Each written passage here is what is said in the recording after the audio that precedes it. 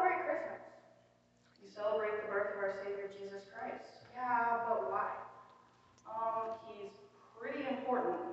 He came down, taught us a better way, became the perfect sacrifice. You know, I would think you would know this already. Didn't you listen when Zoe was reading? Seriously, you should go back to Sunday school. Yes, I was listening, and yeah, I know that. But why did he have to come down at all? Where are you going with this? To Genesis. Genesis? Don't you mean Matthew or Luke? No, I mean Genesis. God had just created the earth, the universe, and well, everything. He made a man, Adam, and placed him in the garden he planted called Eden. And God told Adam to keep the garden. But he had one rule. Don't eat of the tree of the knowledge of good and evil. God told him on the day that he eats of it that he would surely die. That's harsh. Although I have seen how angry my mom gets when someone eats her chocolate. Talk about harsh. Scary. It's more like it. Anyway, God decided to make Adam a helpmeet. Meat. M-E-E-T. That's what it says. He wasn't giving him a friend. He was giving him the person who fit perfectly with him. Read Genesis chapter 2 and verse 20 in the King James Version of the Bible. Okay, sorry. Continue. So God put a deep sleep on Adam and removed his rib to make a helpmeet for him. So God was the first surgeon. Yeah, I guess he was. This is where we begin. Whoa, wait a minute. If my dad ever called my mom woman, there would be serious repercussions. Why didn't he call her Eve? There was only one name in the garden. That was Adam. She was called woman until Adam named her Eve later after our program debut. There are reasons for that, but we only have so much time for a program. You can see messages about it on our YouTube channel or check out our website. Nice. Thank you. Let's continue.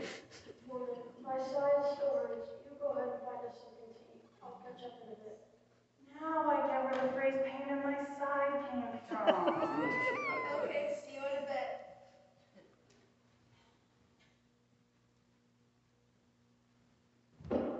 That is the lamest serpent I have ever seen in my entire life.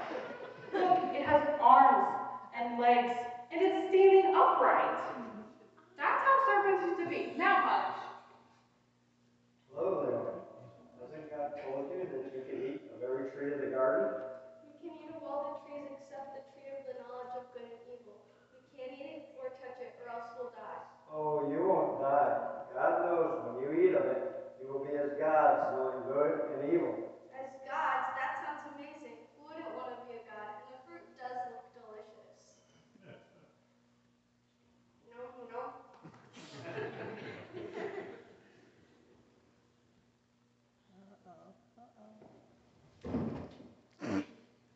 Not only does my back hurt, but my side hurts, my knees hurt, and I seem to have hair growing out of my nose and ears. I have gray and white in my hair now, too. I didn't think this is what the serpent meant when he said we would be as gods. You don't think he lied to us, do you? Immediately after they ate the fruit, their eyes were opened, and they knew they were naked, and they made aprons out of fig leaves. Then God came. Adam, where are you? I heard your voice and I was afraid because I was naked. Who told you that you were naked? Did you eat of the fruit of the tree that I very specifically told you not to eat? Well, the woman that you gave me gave me food and I did eat. Woman, what have you done? The serpent beguiled me, and I did eat. Seriously, they literally had one rule. My mom has like a million rules for me to follow, and they only have one. How hard is it to follow one single rule? They didn't even have to make their bed, take out the trash, get homework done, feed the dogs, or unload the dishwasher. I mean, they only had to remember one thing. Don't judge too harshly. Haven't you done things you were told not to do also? Don't we need to get back to the play? Serpent, because of what you have done, you are cursed among all the animals.